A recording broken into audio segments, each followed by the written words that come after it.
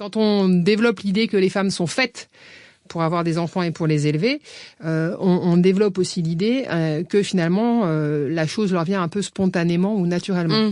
Et ça, c'est les débats qui sont importants autour de l'idée qu'il y aura un instinct. Quand même, l'idée, elle est fortement ancrée que, et à mon avis, c'est assez préjudiciable aux femmes, que les femmes, elles savent s'occuper spontanément des enfants. Et quand je dis que c'est préjudiciable, c'est notamment, par exemple, parce que ça interdit une vraie prise en charge sérieuse des problématiques de postpartum. Si vous n'étiez pas mère, vous n'étiez pas une vraie femme. Je suis assez gêné, moi, de voir cette nouvelle mode, tous ces politiciens ne pas avoir d'enfants. Désintérêt total de la chose. Vous êtes plutôt jeune, vous deux. Qu'est-ce que vous attendez ? Elle veut pas d'enfants. Mettez-vous-y avant 40 ans, vraiment. Aujourd'hui, j'ai 70 ans. Je suis de nouveau enceinte. Cela ne nous regarde pas. C'est pour quand ? C'est pour quand ? C'est pour quand ? Alors ? C'est pour quand ?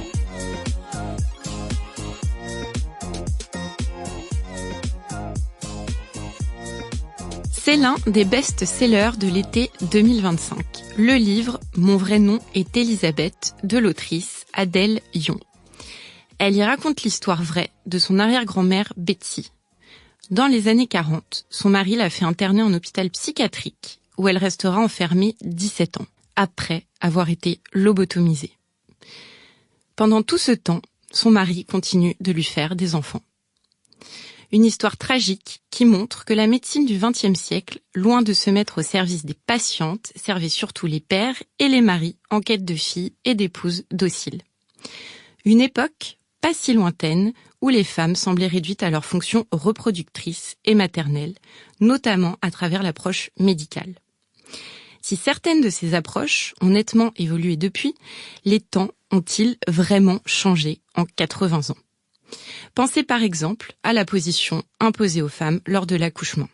Sur le dos, pieds dans les étriers, pratique inventée non pas pour elles, mais pour faciliter le travail des médecins.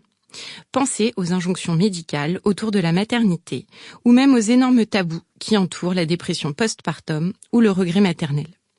Une chose est sûre, il y a encore du chemin. Et ici, on a décidé de briser les tabous. Mon invitée aujourd'hui, c'est Muriel Salles, historienne et enseignante-chercheuse à l'université Lyon 1. Dans ses travaux, elle explore comment la société et la médecine ont pensé et pensent encore la santé des femmes et la maternité. Bonjour Muriel. Bonjour Octavia. Merci de ta présence. Et puis pour commencer, je voudrais savoir tout simplement c'est comment d'être enseignante chercheuse spécialiste de la santé des femmes et du genre en France en 2025. C'est une bonne question et c'est une question à laquelle je vais répondre, je crois, de manière assez positive parce que en fait, en ce moment, en France, en tout cas, sur la question de la santé des femmes et sur les questions de genre en santé, il se passe plein de choses. Le sujet, il intéresse. On mène des travaux qui sont médiatisés et surtout, et peut-être c'est ça qui fait le plus plaisir, j'ai l'impression qu'on répond à une demande sociale. C'est-à-dire qu'il y a des questions qui émergent, il y a des femmes qui commencent à dire que peut-être les douleurs de règles systématiques, c'est pas obligé. Il y a des maladies dont on n'entendait pas du tout parler il y a encore quelques années. Je pense à l'endométriose, par exemple, dont aujourd'hui, toutes mes étudiantes ont déjà entendu parler. Donc, il y a une visibilité comme ça qui est très réjouissante. Voilà.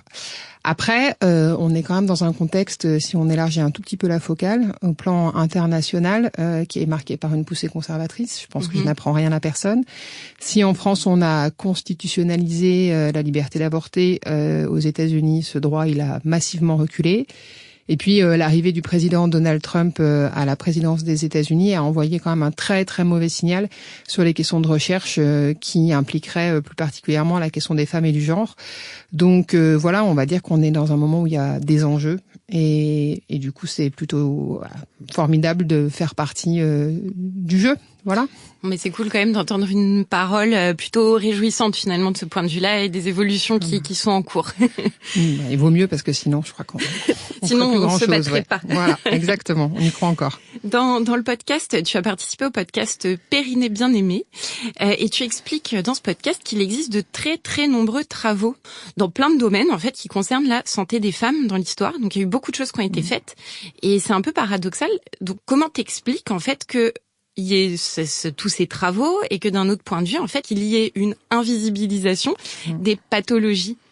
Alors, en fait, il y a des travaux sur la question de la santé, et plus particulièrement la santé des femmes depuis les années 70, puisque depuis les années 70, ça c'est un pan peut-être de l'histoire des mouvements féministes qui est pas très bien connu, mais depuis les années 70, il y a des analyses critiques des discours et des pratiques médicales qui pointent le fait qu'il y a ce qu'on appelle l'androcentrisme en santé, c'est-à-dire que en fait le regard c'est un regard masculin porté sur un corps standard qui est en fait un corps masculin.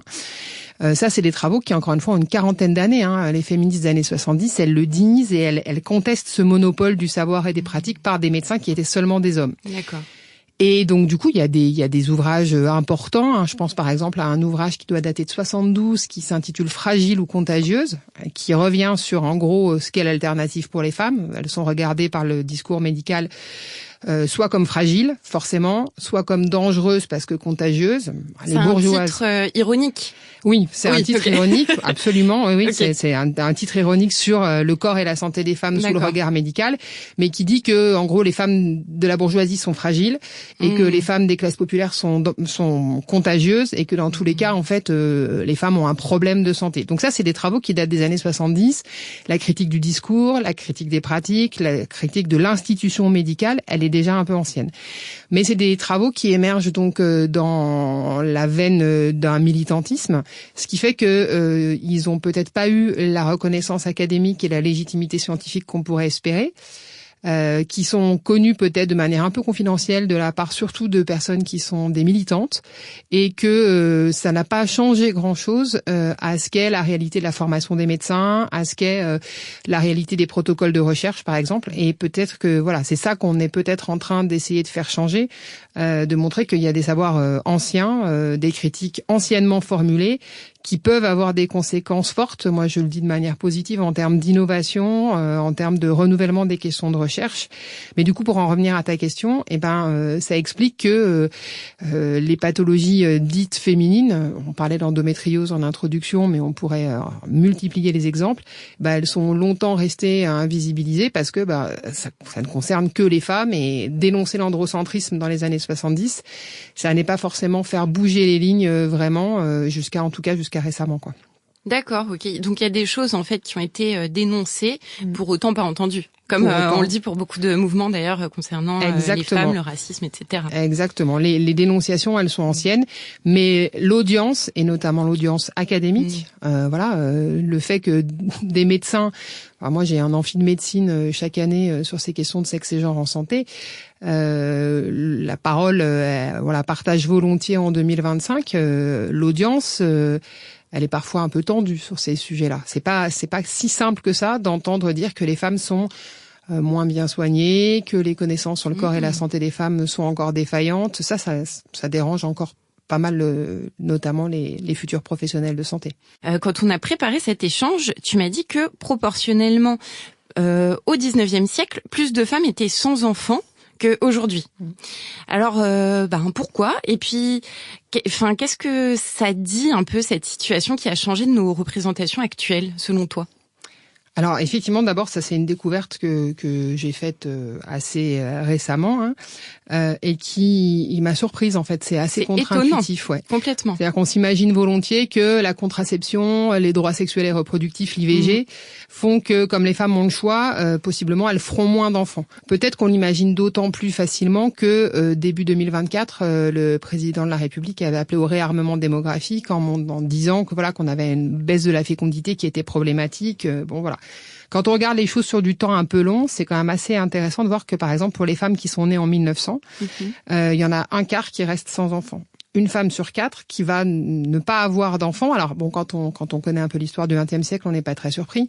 Il y en a une partie qui n'auront pas d'enfants parce qu'il y a des classes creuses. Il manque des hommes. Parce que la guerre de 14 est passée par là. Donc on est dans le début du XXe siècle. On est dans un moment où la sexualité nécessaires à la maternité, elles se pensent pas en dehors du lien conjugal. Donc en gros, si on n'a pas de mari, on n'a pas d'enfant. Oui, ok. Quand il n'y a pas d'homme sur le marché, si je puis dire, de la conjugalité, ces femmes qui restent sans mari, elles vont rester sans enfant. Après, progressivement, la part des femmes sans enfant, elle va décroître tout au long du XXe siècle, mais quand même, moi, mon domaine de spécialité, mon siècle de spécialité, c'est le 19e. Et en fait, au 19e siècle, c'est quand même, je trouve, extrêmement intéressant de voir que il y a des femmes qui restent sans enfants parce qu'elles font des choix de vie qui leur permettent de ne pas se marier. Et en l'occurrence, au 19e siècle, c'est des choses qui sont pas toujours très connues, mais c'est le grand siècle du succès des congrégations féminines. C'est-à-dire, c'est le siècle au cours duquel il y a eu énormément de femmes qui sont rentrées dans les ordres, qui sont devenues religieuses. Voilà, ouais, religieuses. Et les religieuses, elles ont pas d'enfants parce qu'elles se marient pas. Bon. Et pourquoi? Alors, ce qui est intéressant, c'est de se dire pourquoi est-ce qu'on rentre dans les ordres massivement au 19e siècle quand on est une jeune fille. À mon avis, il y a deux raisons à ça. La première, c'est que se marier, c'est quand même se mettre sous la tutelle exclusive d'un homme, puisque moi j'aime bien rappeler l'article 1123 du Code civil, qui dit que sont privés de droits civils et politiques les mineurs, les femmes mariées, les criminels et les débiles mentaux. C'est écrit comme ça dans la loi. D'accord, là tu cites le texte.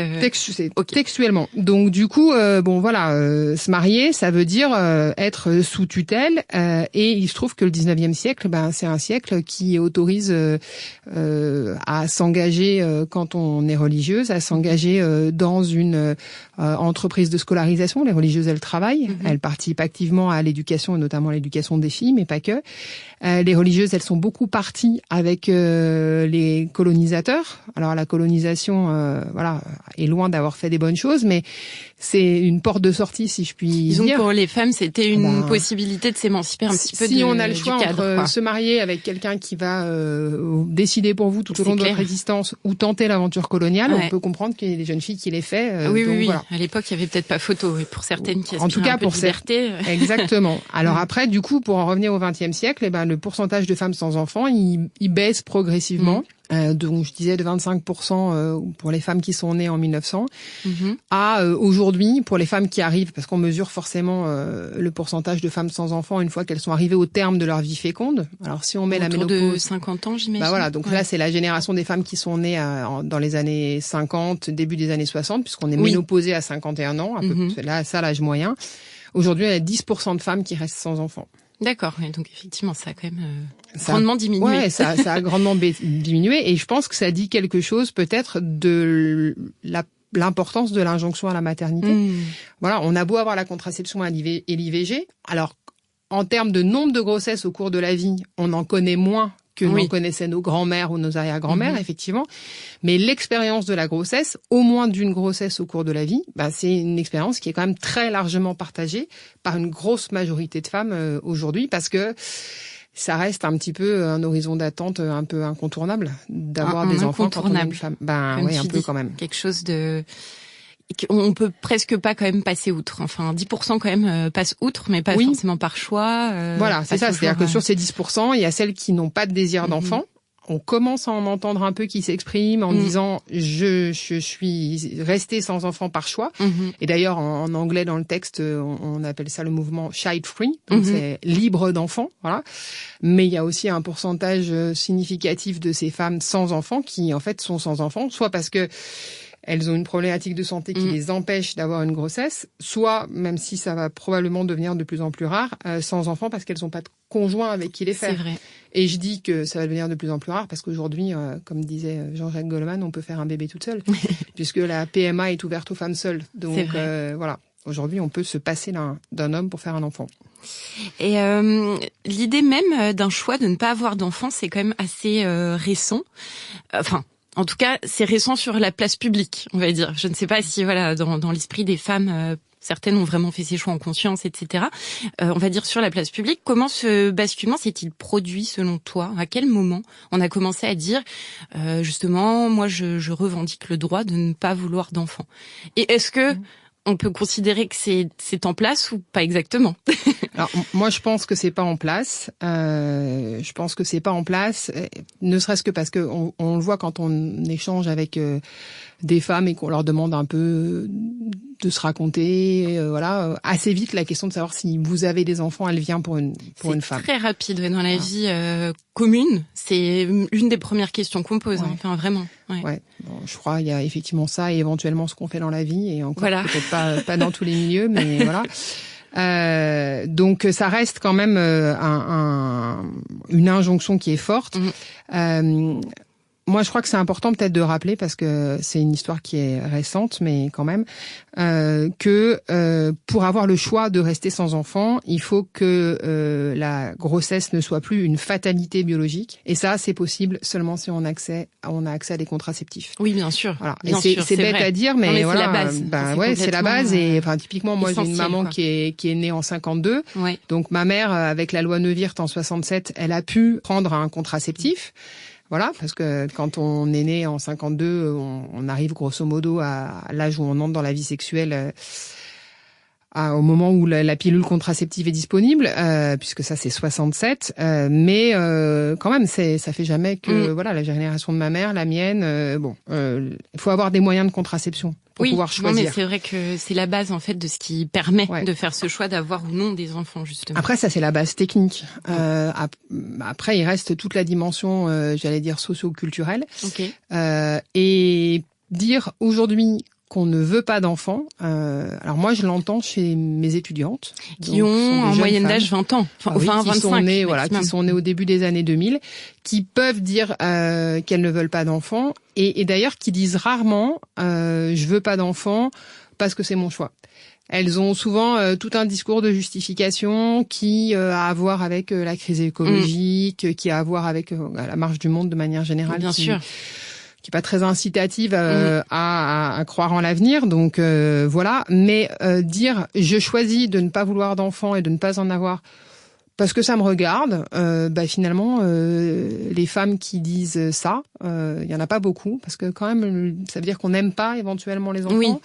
Et ne pas aimer les enfants quand on est une femme, ça reste un truc un peu contre nature. Voilà, une vraie femme correctement socialisée depuis qu'elle est toute petite. C'est une femme qui a eu des poupées. C'est une femme qu'on a un peu impliquée, des poupées, des bébés tout chauves, là. des petits bébés, et qui a appris à prendre soin de plus petits que soi. Et mine de rien, cet apprentissage-là, il est quand même d'une redoutable puissance aujourd'hui encore. Quand tu dis que donc la plupart des jeunes femmes avec lesquelles tu peux discuter de ces sujets-là justifient quelque part leur choix. Enfin, c'est un peu ce qu'on dit. Est-ce qu'on peut considérer que on voit encore comme pathologique le fait qu'une femme n'ait pas d'enfant, ne veuille pas d'enfant? Oui, moi je crois.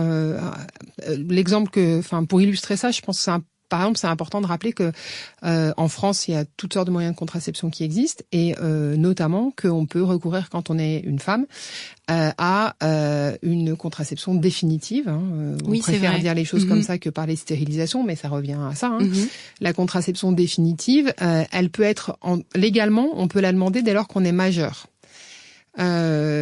Les professionnels de santé qui reçoivent ce genre de demande sont très réticents à accéder à la demande, avec un discours qui est vous êtes toute jeune, vous allez le regretter, vous êtes vraiment sûre, vous êtes sûre, vous pourriez changer d'avis.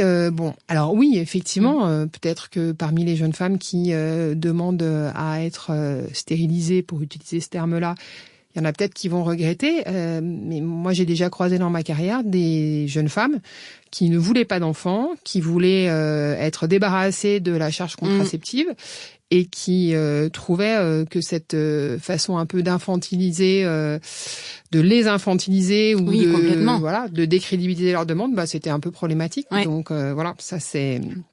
Oui, il faudrait voir si les hommes, finalement, qui peuvent aussi faire des opérations de cet ordre-là, ont le même genre de discours quand ils... En France, on est un peu réticent à l'idée du définitif. La vasectomie, c'est quand même compliqué. Là aussi. Mais il y a, y compris de la part des messieurs, parce qu'il y a des hommes qui veulent pas de la vasectomie parce qu'ils ont très peur de ce que ça pourrait impliquer en termes de puissance sexuelle, de virilité, alors que c'est sans impact, on peut les rassurer là-dessus, mais quand même plein d'hommes pour lesquels l'angoisse, elle est là, en fait. Ça pose la question. Quand on a échangé, tu me parlais d'une injonction à la grossesse. Ça, c'est quelque chose auquel j'avais jamais pensé. Et c'est toi qui m'en as parlé. Aujourd'hui, en fait, on propose des parcours de PMA. On envisage même, ça tu me le disais, des greffes d'utérus, éventuellement, pour pouvoir être enceinte. Et ma question, c'est jusqu'où les femmes doivent-elles aller finalement pour correspondre à cet idéal social de la maternité, qui n'est pas seulement d'avoir des enfants, mais aussi d'avoir été enceinte. Ouais, alors ça aussi, c'est un point, alors, à mon avis, très significatif et de notre ici et maintenant. C'est très contemporain. Et à mon sens, il y a plusieurs choses qui expliquent ça, notamment le fait que aujourd'hui, pour une femme qui ne pourrait pas avoir d'enfant, qui pourrait pas connaître spontanément de grossesse, il y a des options qui existaient jusque-là, notamment la perspective de l'adoption et l'adoption à l'international, qui ont quasiment disparu. Aujourd'hui, adopter à l'international, c'est extrêmement difficile, voire impossible. Il y a, voilà, moi je suis née à la fin des années 70. J'ai eu des copains, copines qui étaient issus d'adoption internationale. C'était par exemple la grande époque où la Corée du Sud laissait partir à l'adoption internationale beaucoup de ses enfants. Et ça, c'est une option qui est quasiment tarie aujourd'hui. Et d'ailleurs, à certains égards, c'est peut-être pas mal, parce qu'aujourd'hui, il y a des discours critiques là-dessus. C'est quand même presque des trafics d'humains. Oui, bien sûr, il y a eu des abus, voilà. Mais bon, l'adoption, c'est plus tout à fait une option. Donc, si on veut connaître la maternité, voilà. Alors, dans le cadre des familles recomposées, il y a des formes de maternité de substitution. On peut être belle-mère, mais voilà. Mais effectivement, il y a des moyens techniques et médicaux qui permettent aujourd'hui à des femmes qui auraient de la difficulté à procréer, de remédier à leurs problématiques de santé. Donc il y a les parcours de PMA, la procréation médicalement assistée, c'est plus ou moins difficile. Oui, qui peuvent être quand même des sacrés parcours du combattant déjà à leur échelle. Qui sont des sacrés parcours de la combattante d'ailleurs. Oui, c'est vrai. Parce que en fait un parcours de PMA, et il faut là en deux mots, mais il faut quand même le rappeler. Si on recourt à une fécondation in vitro, il y a un moment, il faut qu'on prélève des ovocytes. Des ovules, pour le dire simplement. Pour prélever des ovocytes, il faut en passer par la stimulation hormonale. Donc, en fait, on vous fait des piqûres d'hormones, voilà. Ce qui a un impact en termes de prise de poids, en termes de troubles de l'humeur. Enfin, c'est quand même, c'est pas tout à fait une partie de plaisir. Et puis, une fois qu'on a prélevé vos ovocytes, on fait une fécondation in vitro. Il y a quand même un taux d'échec qui peut être assez important, donc c'est assez déceptif. Et puis après, quand on a éventuellement une fécondation in vitro qui fonctionne, il faut vous l'implanter. Donc la rebelote, on retourne à l'hôpital. Et puis est-ce que la grossesse tient ou ne tient pas? Voilà. Tout ça, il faut le mettre dans un contexte qui est qu'aujourd'hui, on a quand même des femmes qui travaillent, qui ont une activité professionnelle. C'est le parcours de PMA articulé à un parcours professionnel, et il peut être effectivement difficile, même si en France ça fait partie des choses qui sont prises en charge à 100%, donc au moins c'est déjà ça. Voilà, au moins par rapport à d'autres pays, on n'a pas cette difficulté dans l'accès économique. Et puis ça dure sur parfois des années. Bien sûr, oui, ça marche pas. Voilà, c'est un véritable marathon. Ça marche pas forcément du premier coup, et donc c'est difficile. Après, effectivement, la greffe d'utérus, je l'avais évoqué parce que c'est des travaux de recherche que moi j'engage aujourd'hui. On sait greffer des utérus. En France, on greffe des utérus. Ouais, c'est fou. Alors, à qui greffe-t-on des utérus? C'est important. On greffe des utérus à des femmes cisgenres, c'est-à-dire des femmes qui sont nées femmes et qui sont nées sans utérus. Voilà, ça s'appelle une agénésie de l'utérus. C'est un syndrome particulier. Bon, voilà. Et donc, ces femmes-là qui naissent sans utérus, on peut leur en greffer un. Aujourd'hui, on fait de la greffe à partir d'une donneuse vivante. Donc, il faut aller chercher un utérus chez une femme qui donne son utérus. Elle le donne, donc elle en a plus. Elle le donne, donc elle en a plus. Et aujourd'hui, les dons, ils sont intrafamiliaux. C'est-à-dire que c'est une mère qui donne à sa fille. Donc, ça veut dire qu'il faut que la mère soit pas ménopausée et que la fille ait ce besoin-là. Donc, il faut être dans la fenêtre de tir. Et sinon, c'est entre sœurs. Voilà. Mettons qu'on ait déjà eu 2 grossesses. Bon, on a eu les grossesses qu'on voulait. On a une sœur qui a un besoin. On peut lui faire un don d'utérus. Bon. Moyennant quoi, le prélèvement chez la donneuse vivante, c'est une première opération chirurgicale. l'implantation chez la receveuse également vivante, à chaque fois il y a de la prise de risque, il y a de l'anesthésie. Ouais, c'est quand même c'est un organe. Voilà, c'est pas tout à fait rien. Oui. Sans compter que quand on vous prélève un utérus, vous connaissez une ménopause précoce. Donc la donneuse, elle implique quand même au-delà simplement du don un changement dans sa physiologie qui n'est pas tout à fait anodin. Et puis tout ça pour que la receveuse, elle puisse faire l'expérience d'une grossesse. Okay. Parce qu'en fait, une fois qu'on vous a prélevé, qu'on vous a implanté votre utérus, on recourt à un parcours de PMA, voilà, parce qu'on peut pas être enceinte spontanément sur un utérus greffé. Et comme à chaque fois qu'on vous greffe un organe, il faut prendre des médicaments anti-rejet. Une fois que vous avez mené votre grossesse à son terme, en fait, on vous enlève l'utérus qu'on vous a greffé parce que vous n'allez pas prendre des médicaments anti-rejet. Enfin, ça vous expose à tout un tas d'infections. Donc, c'est pas une bonne idée de prendre des médicaments anti-rejet sur la durée si on n'est pas obligé. Oui. Alors, quand on est greffé du cœur, on les prend parce qu'on peut difficilement se passer de l'organe. Mais pour l'utérus, c'est pas le cas. Donc, en fait, tout ça pour dire, c'est quand même très coûteux en termes de santé pour au moins les deux personnes impliquées, la receveuse et la donneuse. C'est évidemment coûteux financièrement. Il y a en fait le prix que payent les femmes, que ce soit la difficulté des parcours de PMA ou que ce soit les greffes d'utérus.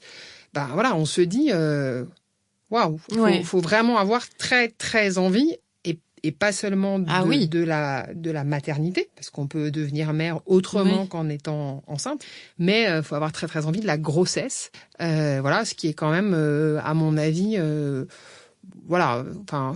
assez révélateur parce que c'est quand même une expérience de la vie qui peut être vécue, en tout cas moi j'ai le sentiment, de manière extrêmement diverse. C'est pas toujours une partie de plaisir, une grossesse. Souvent traumatisante aussi, d'ailleurs. Ça arrive.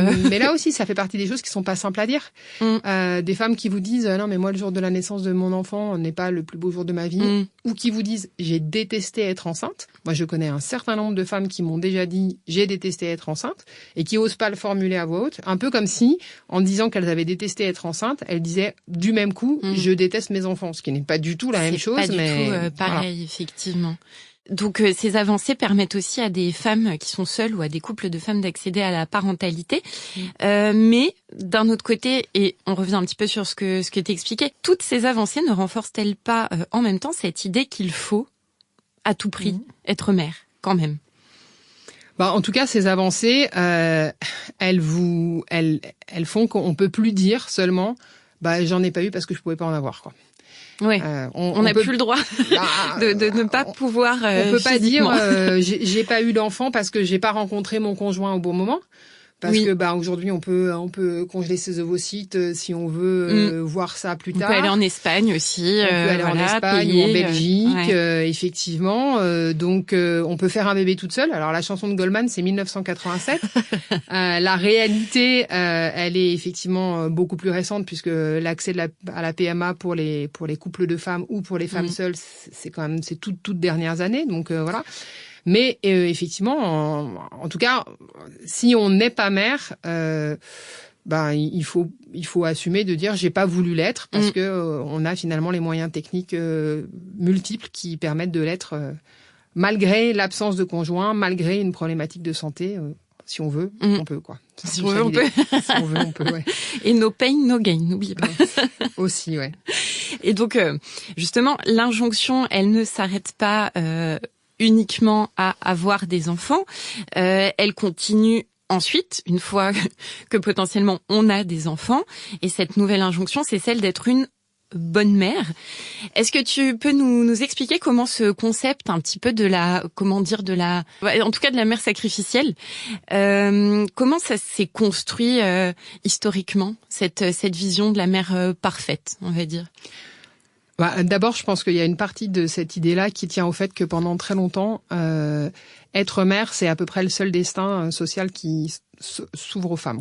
Alors, de toute façon, elles ont pas de métier qui leur valent reconnaissance. Alors parce que les femmes travaillent depuis toujours, ça c'est quand même important de le rappeler, mais elles ont pas d'épanouissement professionnel légitime. Bon, donc du coup le destin social quasi exclusif des femmes pendant longtemps, c'est d'être une mère. Et au 19e siècle, pour la peine, l'idée que c'est dans la continuité d'une nature féminine, que les femmes sont naturellement des mères et des éducatrices. Voilà, c'est une idée qui est fortement enracinée depuis au moins le 19e siècle et probablement avant. Donc, en fait, quand on développe l'idée que les femmes sont faites pour avoir des enfants et pour les élever, on développe aussi l'idée que finalement la chose leur vient un peu spontanément ou naturellement. Et ça, c'est les débats qui sont importants autour de l'idée qu'il y aura un instinct. Eh oui, alors Voilà, hyper un important instinct actuellement comme sujet aussi. Alors effectivement, en tout cas, c'est des sujets qui reviennent parce que Elisabeth Badinter, elle a publié sur la question de l'instinct maternel il y a déjà plusieurs décennies. C'est un livre qui s'appelle L'amour en plus, où elle montrait comment pendant longtemps en fait les femmes notamment dans certains milieux mettent au monde les enfants mais les élèvent pas, les confient, les laissent en nourrice. Donc elle montre comment la question du lien des mères aux enfants, c'est quand même quelque chose qui varie en fonction du milieu social, de l'époque et bon tout ça. Mais quand même l'idée elle est fortement ancrée que et à mon avis c'est assez préjudiciable aux femmes que les femmes, elles savent s'occuper spontanément des enfants. Et quand je dis que c'est préjudiciable, c'est notamment, par exemple, parce que ça interdit une vraie prise en charge sérieuse des problématiques de postpartum. Et est évoqué Adèle Lyon en introduction tout à l'heure.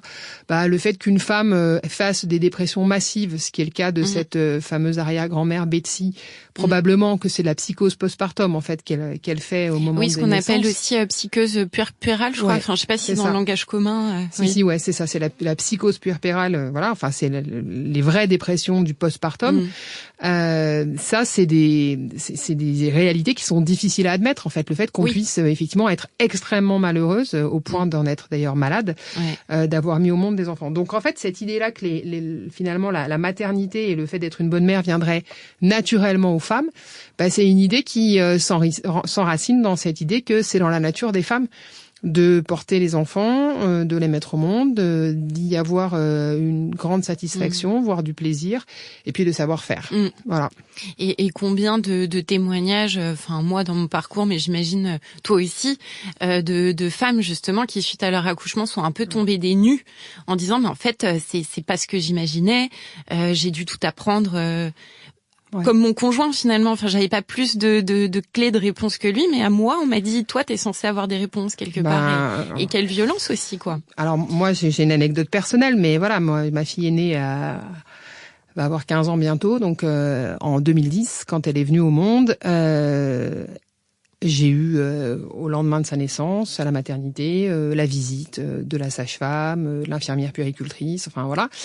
Et il y en a une qui m'a demandé, au lendemain de la naissance, ma fille était née dans la nuit, donc au matin, à quelques heures donc de la naissance, elle me demande si ça va, si tout se passe bien. Et alors peut-être que je manie parfois un peu trop l'ironie mordante, mais du coup je lui ai dit quelque chose du genre oui, enfin ça va, j'ai un peu l'impression de les passer sous un camion, et puis ça n'est pas complètement livré avec le mode d'emploi. J'ai dit littéralement, j'ai dit ça, c'est pas livré avec le mode d'emploi. Bon, ce qui semble tout à fait cohérent avec une expérience de maternité. Et dans l'après-midi du même jour, il y a une dame qui est venue dans ma chambre, qui s'est assise sur mon lit, qui s'est présentée comme la psychologue du service. Ah voilà. Et qui m'a demandé, comment ça se passait, est-ce que cette grossesse intervenait dans un contexte positif, est-ce que c'était un bébé qui était désiré, et évidemment que c'était absolument tout ça, mais n'empêche que à moins de 24 heures de la naissance, j'avais pas complètement tout à fait pris le pli, donc voilà, la preuve que c'est encore pas simple. Donc mesdames, n'émettez jamais de réserve, surtout. Ou alors justement émettez-les. Émettez-les, et puis il faut que la société s'habitue à ce qu'on puisse dire les choses comme elles sont. Surtout. Et puis il y a des professionnels de santé des professionnels de santé qui sont quand même de plus en plus capables d'entendre que ça n'est pas que simple d'avoir mis au monde un tout petit.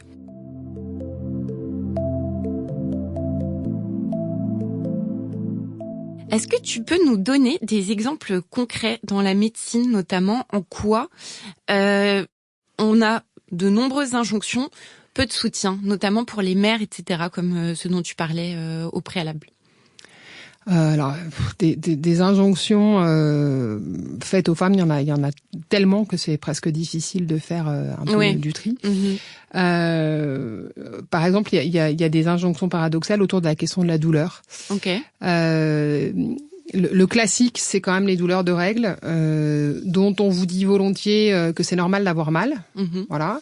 Ce qui explique que jusqu'à récemment, l'endométriose, on n'en parle quasiment pas puisque la plupart des femmes serrent les dents et attendent que ça passe. Oui, on pensait que c'était normal jusqu'à présent. C'est ça.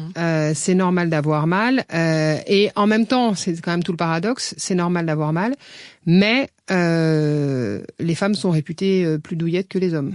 Bon, donc oui. Là, voilà. Alors que quand on regarde les choses de près, elles font quand même l'expérience de la douleur chronique de manière beaucoup plus importante.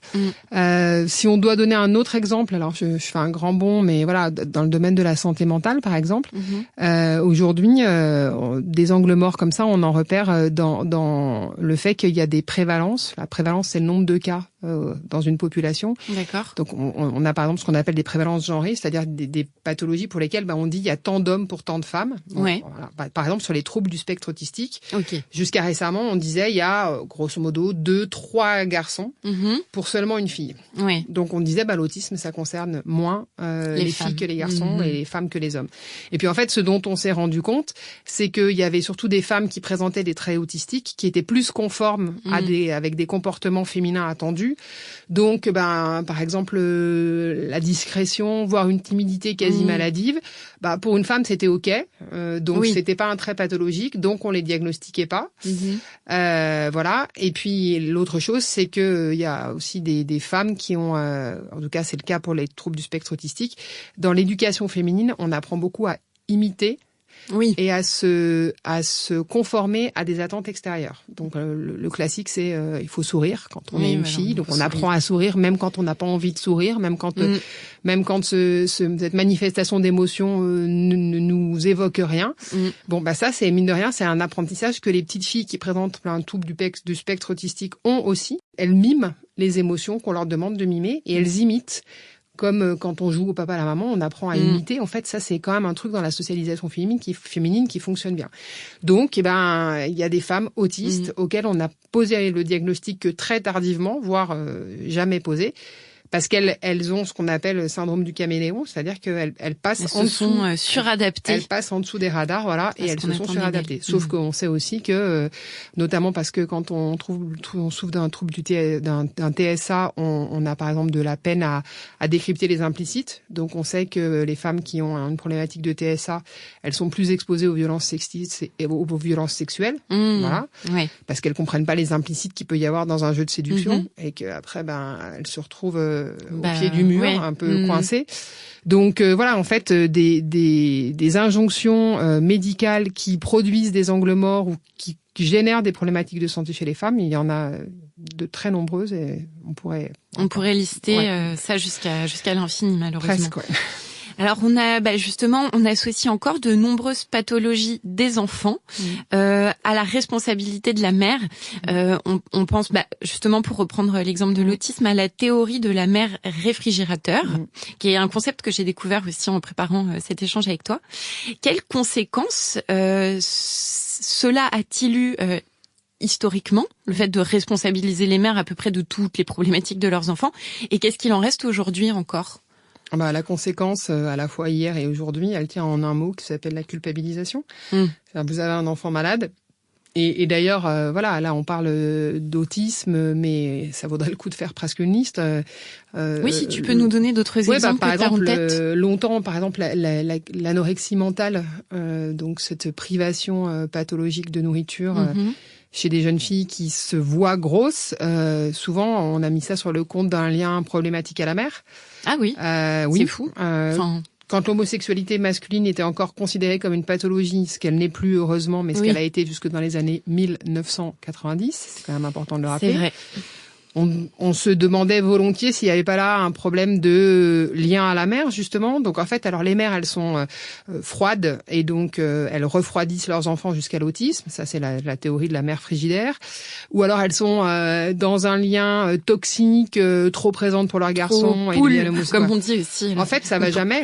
Ça ne va jamais. Et donc effectivement, ça fait le lien avec ce qu'on se disait tout à l'heure. Être une bonne mère, c'est une injonction, et en même temps, comme les injonctions injonctions sont paradoxales, on fait jamais suffisamment bien.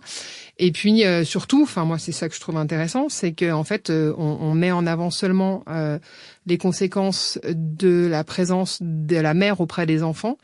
Quand on envisage les pathologies des enfants à l'aune du rôle de la mère, ce que ça dit en creux aussi, c'est la possibilité d'un désengagement éducatif de la part des pères. Les pères, ils sont même pas dans le scope. Non. Les pères, on n'y pense même pas, comme si finalement, eux, ils étaient assez secondaires. C'est pas très grave, quoi. Voilà. Qu'ils fassent ou qu'ils fassent pas, de toute façon, c'est un peu secondaire. Donc, les conséquences, c'est que ça surinvestit le rôle éducatif des mères, et puis que ça génère, à mon avis, beaucoup de culpabilité. Et les conséquences contemporaines, par exemple, la prise en charge de l'anorexie, entre autres, c'est heureusement plus du tout la seule solution thérapeutique, mais jusqu'à assez récemment, ça passait par une hospitalisation des jeunes filles, parce que c'est une pathologie qui concerne massivement plutôt les jeunes filles, et une rupture du lien avec la famille, et notamment avec la mère.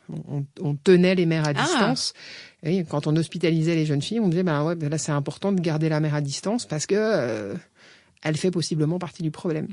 Ouais, c'est vrai que c'est complètement fou en fait ce que t'expliques, et c'est vrai que suite à ça on a quand même envie de dire, petite question bonus, mais quid finalement de la présence des pères et de leur lien aux enfants, même dans l'histoire, quoi. Voilà. Pas grand chose en fait. Non mais pas grand chose. Alors bon, c'est peut-être ça aussi qui explique que maintenant on parle beaucoup des nouveaux pères. En fait, c'est pas du tout nouveau. Qui est un peu d'ailleurs une ficelle, une ficelle un peu grossière qui a été défaite par 2 auteurs dont je me rappelle plus les noms, mais qui expliquaient qu'en gros les nouveaux pères en fait ils sont souvent sur des choses qui sont très valorisables, promener les enfants, jouer avec eux, faire des courses avec eux, etc., tout ce qui était visible, et que les mères en fait continuent d'avoir toute la partie la plus pénible, les courses, préparer les repas, faire la compta et que sais-je. Ça c'est le classique, c'est la division, ce qu'on appelle la division sexuelle du travail, y compris dans la sphère domestique. C'est-à-dire que les femmes, elles font beaucoup ce qui est invisible, ce qui est répétitif, ce qu'il faut recommencer tous les jours. Voilà, par exemple 3 repas par jour. La vaisselle, le linge. La quotidienneté en fait, là où quand les hommes investissent la sphère domestique, ils le font sur des choses qui sont visibles. Ils font du jardinage, ils font du bricolage. Bon, alors le jardinage ça revient un peu, mais a priori le bricolage, une fois qu'on a planté les clous et posé les étagères, c'est fait, quoi. Et puis surtout, c'est visible. On va féliciter monsieur d'avoir monté une étagère Ikea. Incroyable. On félicite rarement madame d'avoir fait le salon à fond, et d'avoir soigneusement passé l'aspirateur. Donc voilà, ça c'est classique. C'est classique, et évidemment, c'est vrai que ça reste des tâches invisibilisées, non rémunérées, non valorisées. Si l'on compare les budgets de recherche ou l'accès aux soins, est-ce qu'on peut dire que la santé des femmes est systématiquement reléguée au second plan, d'après ce que tu sais, d'après tes recherches, etc. Alors oui, c'est le seul point qui serait éventuellement à discuter dans cette question, c'est l'idée de second plan. D'accord. Parce que pour répondre à cette question, je suis allée chercher des données. Alors c'est pas facile de trouver des données chiffrées, pour être honnête. Pour différentes raisons, sans rentrer dans les détails, mais en tout cas, j'ai trouvé 2 chiffres que je trouve assez éloquents. Le premier, c'est quel pourcentage du montant global consacré aux questions de santé est consacré spécifiquement au sujet de la santé des femmes. D'accord, pourcentage du montant global à la santé. On prend toute l'enveloppe d'argent public sur les questions de santé. Ok. Quelle est la part de cette enveloppe qui est sur les questions santé des femmes? Ok. 0,5%. Oula. Donc on est d'accord, je pense, pour dire que c'est pas le second plan, c'est le 1000e plan. C'était peut-être un peu trop. C'était presque optimiste. Voilà. C'est, encore une fois, je le redis, 0,5% du montant global consacré en termes d'argent public aux questions de santé, qui est mis spécifiquement sur la question de la santé des femmes. Donc ça fait pas lourd. Il y a du taf. Alors ça, c'est de l'argent public. Si on regarde du côté de l'investissement privé, Là, les choses sont un peu moins défavorables, notamment parce qu'il y a tout le secteur dit de la femtech, donc des technologies, et notamment des technologies de santé appliquées à des problématiques de santé dites féminines. Donc là, on parle par exemple des applis qu'on utilise pour suivre notre cycle. Les applis de suivi de règles, puis différents instruments, des outils qui existent. Aujourd'hui, il y a plein de choses qui existent. Il y a des tire-laits connectés, il y a même des tampons connectés. Incroyable, je savais pas. Le champ des possibles, la femtech, c'est un très très gros marché, et voilà. Et ben l'investissement privé, par exemple, il est quand même inférieur sur la santé des femmes. On estime qu'il y a 1,6 fois moins d'argent sur la santé des femmes que sur la santé des hommes. Ah oui, c'est quand même énorme. Donc c'est effectivement assez considérable. Donc oui, quand on compare les budgets de recherche, les femmes sont effectivement moins bien servies. Alors, je mets une petite nuance à ça, qui est quand même que il y a un certain nombre de questions de santé, on va se dire, on les pense de manière mixte. Voilà, c'est vrai que on peut se dire que sur le cancer du poumon, ou sur les questions de santé cardiovasculaire, par exemple, on met de l'argent pour tout le monde parce que les hommes et les femmes sont également susceptibles d'être concernés.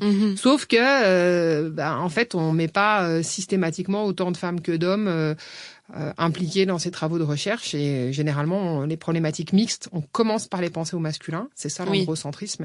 Et après, une fois qu'on a pensé les choses concernant les hommes, on se dit, au fait, chez les femmes, ça doit probablement être différent. Alors, comment ça marche? Mais on y va seulement en deuxième intention. Changeons de sujet. Est-ce que, selon toi, on peut parler d'une asymétrie des injonctions entre soit une mère pour les femmes et soit un homme viril pour les hommes, et comment l'histoire peut nous éclairer sur ces tensions? Déjà, ce qu'il faut avoir à l'esprit, c'est que soit une mère d'un côté ou soit viril pour de l'autre, en fait, c'est les deux côtés d'une même médaille. Et cette médaille, on pourrait dire, c'est la médaille du genre. C'est-à-dire les normes de genre, c'est une façon de dire la bonne façon d'être un homme ou d'être une femme. Il y a une bonne façon, il y a des bonnes façons d'être une femme et des bonnes façons d'être un homme.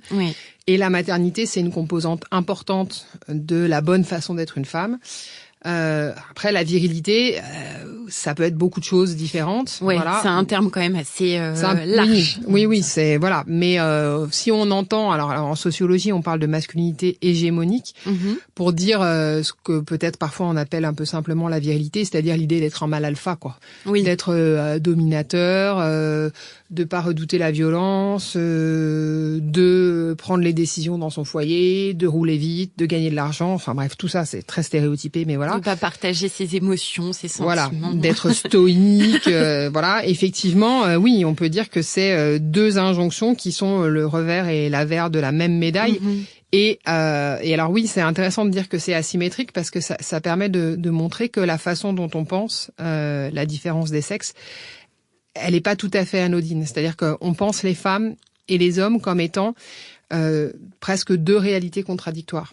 Les femmes sont tout ce que ne sont pas les hommes. Oui, elles sont en creux en fait, souvent de ce que sont les hommes d'ailleurs. Mais les hommes sont tout ce que ne sont pas les femmes aussi. Et ça veut dire qu'on a deux ensembles qui sont hermétiques, mutuellement exclusifs. Faut surtout pas que ça se chevauche.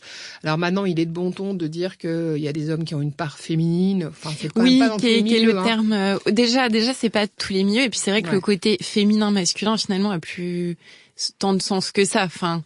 Sauf quand on attribue des caractéristiques précises dans chacune des cases, quoi. Ça reste un peu essentialiste. C'est toute la difficulté de parler de ces sujets-là, je trouve, d'ailleurs. Mais enfin, quand même, il y a des manières d'être qui sont prescrites et qui sont un peu en miroir l'une de l'autre et qui font que on nourrit quand même cette idée que les femmes sont tout ce que ne sont pas les hommes et réciproquement, quoi.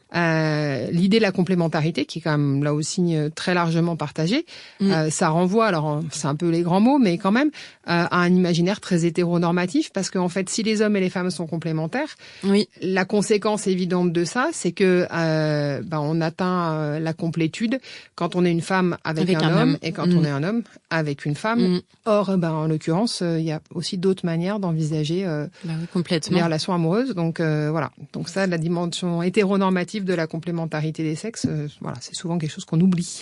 Merci pour ces précisions importantes. Lors de la préparation de cet échange, tu as évoqué le parcours tragique de Léo Thiers-Vidal, qui était un jeune chercheur militant de la cause féministe. Il illustre à travers son parcours, j'ai l'impression, les difficultés des hommes qui veulent remettre en cause la masculinité. En quoi son histoire résonne-t-elle avec tes recherches ? Ouais, alors ça me touche beaucoup en fait. Oui, quand on parle je me doute, de Léo, qui effectivement a été doctorant et docteur en sociologie, qui était docteur à l'ENS de Lyon, que moi j'ai croisé à l'époque quand j'étais étudiante, mais on gravitait pas tout à fait dans les mêmes univers, parce que c'était un chercheur qui se revendiquait d'un féminisme qu'on dit matérialiste, donc voilà, et c'était et aussi qui a fréquenté beaucoup les milieux anarchistes lyonnais, donc dans lesquels moi je gravitais pas, mais c'est effectivement un homme, un jeune chercheur en tout cas, dont voilà l'engagement de chercheurs et de militants sur la question de la masculinité et du privilège qui est celui des hommes dans un monde patriarcal, et ben à mon avis ont été importants parce que d'abord c'est des points qui sont pas toujours tant questionné que ça.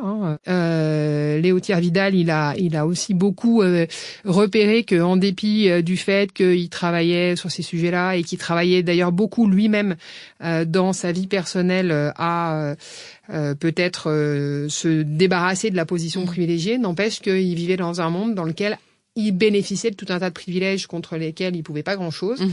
Et effectivement, voilà, il a fini par mettre fin à ses jours. Alors, pourquoi est-ce qu'on met fin à ses jours ? C'est très intime et très seulement multifactoriel, mais voilà, en tout cas, il peut y avoir une souffrance consécutive du fait d'être un homme quand on réfléchit sur les privilèges que ça implique et les conséquences que ça a pour les femmes, puis aujourd'hui pour les enfants aussi, on mesure quand même la part de ça, voire pour le monde vivant, parce qu'aujourd'hui il y a quand même des réflexions écoféministes qui tendent à montrer que pour ce qui est de l'avenir de la planète, il vaudrait mieux vivre comme des femmes que comme des hommes. Des gouvernements 100% féminins.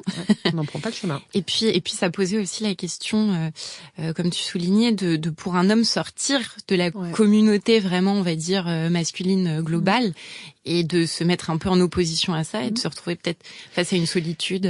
Oui, alors c'est une solitude parce qu'on s'isole de ses congénères hommes, et puis aussi, enfin c'est voilà un des grands slogans féministes des années 70, c'est quand même ne nous libérez pas, on s'en charge. Donc voilà, je reconnais que ça doit pas être facile, voilà, mais en fait ça veut dire que pour un homme, on peut s'engager aux côtés des femmes, voilà, mais en étant au clair sur le fait qu'on est alliés et que donc du coup, la première chose, c'est de demander aux femmes de quoi elles ont besoin et puis de se mettre là où elles vous demandent de vous mettre. Et pas d'aller leur expliquer, parce que même dans les milieux féministes, ça existe. Hein. Il y en a qui prennent la lumière sur les réseaux sociaux, notamment. Oui, des hommes largement, des hommes qui vous expliquent leur façon de concevoir la lutte pour les droits des femmes. Bon, voilà, ça vient quand même les replacer dans une position dominante qui mérite, à mon avis, un petit peu d'être interrogé. Un peu de réflexion. Voilà. Léo Tiervidal, il a questionné ça et il l'a questionné jusqu'au bout, et donc voilà, c'est pour ça que je trouve que c'est quelqu'un qui est intéressant à évoquer. Merci en tout cas de l'avoir évoqué justement. Si tu devais imaginer un monde où la santé des femmes et des mères est vraiment prise au sérieux, à quoi il ressemblerait ce monde ? Alors là, c'est un peu I have a dream, mais ce serait une chose est sûre, c'est que ce sera un monde beaucoup plus joli que celui dans lequel on vit aujourd'hui. D'abord parce que si on s'intéresse vraiment à la santé des femmes en général et des mères en particulier, en fait, on prend soin bien au-delà seulement des femmes, en fait. Parce que quand on prend soin des mères, typiquement, on prend aussi soin des enfants. Alors, ça, c'est déjà il y a une forme de bénéfice collatéral qui est assez évident. Et puis parce que par la force des choses, vu le fonctionnement de nos sociétés, s'intéresser aux femmes, c'est s'intéresser aux plus vulnérables quand même. Parce que, voilà, sans faire dans le misérabilisme, quand on voit par exemple les écarts de salaire ou les écarts de retraite, les femmes, elles sont plus pauvres, par exemple. Il n'y a pas photo en plus. Voilà, c'est 40% quand même l'écart de retraite, j'aime bien le rappeler. Non mais c'est ça, il n'y a vraiment pas photo, quoi. Donc voilà, si on part si on réfléchit en partant de la situation des moins favorisés, que sont les femmes, a priori on va faire mieux pour tout le monde, y compris pour les plus favorisés. Donc voilà. Et puis après, je crois qu'on remédierait à tout un tas de douleurs qui sont peut-être d'autant plus terribles, qu'elles sont souvent tues et qu'elles sont souvent vécues dans une grande solitude. Oui. Moi, j'ai découvert il y a quelques années ce qu'on appelait les phobies d'impulsion. Alors, je réexplique la chose. J'étais maman d'un petit garçon. J'avais déménagé, j'avais emménagé dans un appartement qui était au 9e étage, et quand j'avais mon bébé dans les bras, il m'arrivait régulièrement de me visualiser en train de le jeter par la fenêtre. Alors qu'on se rassure, mon fils a fêté ses 11 ans tout récemment, il va bien. J'ai évidemment jamais dit ça au moment où je le vivais. Oui. Et donc, on revient sur la culpabilisation des mères de tout à l'heure, là. Je me disais, mais je vrille complètement, ça va pas du tout, qu'est-ce qui m'arrive, voilà. Et puis un jour, j'ai eu l'occasion d'évoquer ça avec un professionnel de la santé mentale qui m'a dit « Mais tout va bien, madame, hein, ça s'appelle une phobie d'impulsion, ça n'est absolument pas annonciateur d'un passage à l'acte. C'est juste, effectivement, par contre, le signe que vous êtes fatigué, angoissé. » Voilà. C'est pas la forme, mais c'est pas un drame. Voilà. Et donc, j'ai commencé à en parler. Ouais. À une copine, puis à la suivante. Et assez souvent, c'est pas 100% des cas, mais c'est quand même assez significatif. J'ai eu des femmes en face de moi qui m'ont dit « Ah bon? Mais alors... Non, parce qu'en fait, moi aussi. Je me suis vue faire du... Et là, je me suis dit, mais en fait, on est resté toutes pendant des années à taire nos angoisses, voilà, à s'imaginer et à déployer du coup plein de stratégies d'adaptation pour se dire, oh là là, mon Dieu, qu'est-ce qui m'arrive? Bon, donc du coup, pour revenir à la question, dans un monde où la santé des femmes et des mères était vraiment prise au sérieux, je pense qu'on s'épargnerait un certain nombre de souffrances inutiles. Et ça, c'est, voilà, dernier exemple, mais il y a pas très longtemps, il y a un gros rapport qui est sorti sur la mortalité périnatale, c'est-à-dire la mort des femmes au cours de la grossesse. La première année. Et au terme de au terme de la première année, voilà. Ouais. Les chiffres, ils sont assez effarants. Voilà, il y a une centaine de femmes qui meurent chaque année de mortalité périnatale, ce qui est très, alors, évidemment, c'est rapporté au chiffre global de la mortalité, on va se dire c'est peu, mais en fait, on vit tellement dans un monde où on s'imagine pas qu'une jeune mère puisse décéder. Oui, France. En France, en tout cas, oui, en France, oui, bien sûr, en France, que c'est des chiffres qui heurtent. Ça interpelle quand même. Ce qui, moi, m'avait heurté beaucoup quand j'avais vu ce rapport-là, c'était deux autres choses. La première, c'est que la première cause de mortalité périnatale, c'est le suicide. À tout petit peu devant la mortalité liée aux causes cardiovasculaires. Donc là, on se dit... c'est effarant comme chiffre. Voilà, c'est vrai que c'est un chiffre hallucinant. Ça dit quand même quelque chose des souffrances psychiques qui peuvent être induites par la grossesse et par l'accouchement et par les premières années de la maternité. Et puis l'autre chose qui m'avait frappé, c'est que on a l'expression de mortalité évitable dans ce rapport. On vous dit que l'essentiel de ces morts sont évitables. Et ben, je me dis, dans un monde où la santé des femmes et des mères serait vraiment prise au sérieux, eh ben, il y aurait des souffrances évitables, il y aurait des morts évitables, et que donc, du coup, ça fait quelques très bonnes raisons de s'en mêler. De très bonnes raisons de s'en mêler. En tant qu'enseignante et chercheuse, quel message aimerais-tu transmettre aux jeunes générations face à ces injonctions, qu'elles concernent la maternité, la santé ou même ce qu'on appelle la masculinité? Ouais, bah ça c'est le message. Je crois qu'il est assez simple. C'est que s'il y a injonction, il y a stéréotype, et que les stéréotypes c'est jamais bon pour la santé. Voilà, c'est non mais d'où qu'on prenne le problème. Voilà, les injonctions à la minceur, elles produisent des troubles du comportement alimentaire. Les injonctions à des comportements réputés masculins, donc en gros être un gros dur, bah ça produit des conduites à risque. Donc c'est entre autres qui explique que les garçons soient plus enclins que les filles à des conduites addictives, mais même à des prises de risques, rouler trop vite sur un scooter ou sans casque ou pratiquer des sports extrêmes, voilà. Tout ça pour se conformer à des attentes par rapport à ce qu'est la masculinité. Ben voilà, d'où qu'on prenne le problème, les stéréotypes ont des conséquences en termes de santé. Donc du coup, voilà, s'en débarrasser, c'est peut-être pas la garantie d'être heureux, mais peut-être s'éviter un certain nombre de problèmes de santé. C'est une première bonne chose, peut-être à essayer de faire tous ensemble. Est-ce que tu as, donc pour notre dernière question, est-ce que tu as un modèle connu ou proche qui t'a inspiré dans tes prises de parole, dans tes recherches et dans tes combats, et qui est cette personne, et parle-nous-en un petit peu. Alors oui, à cette question-là, je peux répondre en évoquant une proche, effectivement une amie qui m'est très chère, et aussi une personne célèbre, mais qui disent les deux la même chose. Alors l'amie, elle s'appelle Marie, Okay.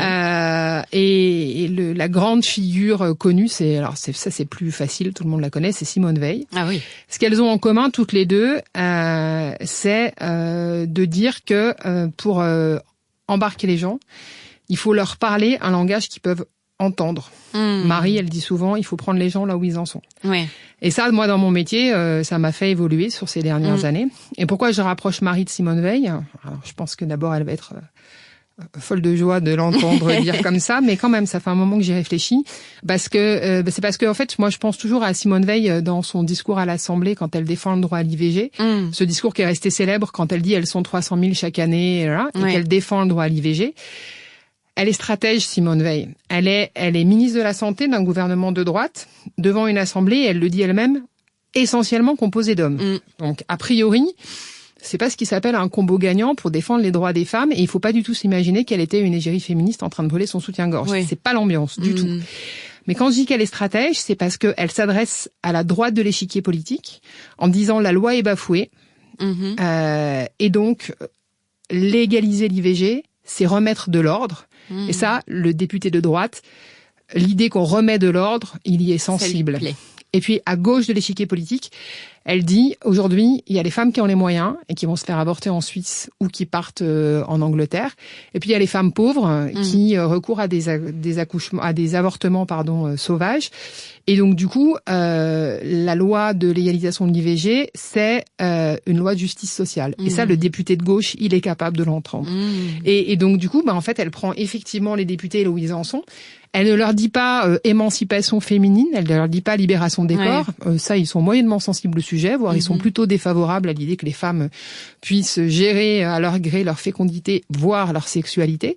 Mais elle leur parle un langage qu'ils peuvent entendre. Et du coup, elle les convainc et du coup, elle les embarque. Donc voilà, je pense que la bonne façon d'adresser ces messages-là, c'est celle-ci en fait, c'est de parler aux gens la langue qui est la leur. Et donc, Marie et Simone Veil ont ce point commun de savoir adresser... voilà. Il faut prendre les gens là où ils en sont, et ça oblige à un travail de pédagogie. Mais ça, bon, c'est une partie de mon métier, hein. La pédagogie, c'est rendre les choses accessibles. Et si les gens vous comprennent pas, c'est pas parce que les gens sont des abrutis, c'est parce que vous avez mal expliqué. Ça, c'est un peu la base quand on est enseignant. Et puis, ça oblige aussi à réfléchir non seulement au message qu'on a à délivrer, mais à l'audience à laquelle on s'adresse. Voilà, pour savoir à quels arguments est-ce qu'ils peuvent être sensibles. Et c'est pas seulement une histoire de stratégie machiavélique, hein. C'est simplement, c'est aussi une façon de considérer son auditoire en se disant qu'est-ce qui peut à elle ou à eux leur parler, qu'est-ce qui va faire écho dans ce qui est leur univers et leur représentation du monde. Et moi, je trouve ça toujours intéressant d'essayer de comprendre quel est l'univers ou la représentation du monde des gens auxquels je parle. Voilà, des gens auxquels je parle, ouais. L'importance de faire passer des messages. C'est ça. Merci beaucoup Muriel pour ta présence dans ce podcast. Si cet épisode vous a plu et si vous souhaitez soutenir le podcast, pensez à vous abonner sur votre plateforme d'écoute préférée et à laisser 5 étoiles. Le sujet vous intéresse ? Vous avez des questions, des suggestions concernant le podcast ? Ça se passe sur Instagram, sur le compte Alors c'est la lettre C pour quand, tout attaché. Alors c'est pour quand, tout attaché. Je vous mets le lien dans le descriptif de l'épisode. À bientôt!